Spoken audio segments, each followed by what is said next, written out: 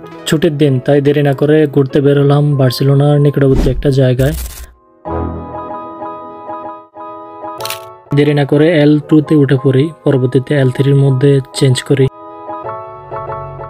গন্তব্যস্থান হলো পার্ক দেল লাবারিং দোরতা। এটা বার্সেলোনা সেন্টার থেকে শুধুমাত্র 8 কিলোমিটার দূরে। ফাইনালি আমরা এসে গেলাম ওই জায়গাটার মধ্যে। জায়গাটা সত্যি অনেক সুন্দর। আপনি যদি প্রকৃতি অনেক পছন্দ করেন, প্রকৃতি অনেক ভালোবাসেন, তাহলে অবশ্যই জায়গাটার মধ্যে আসবেন এবং আপনি এনজয় করবেন।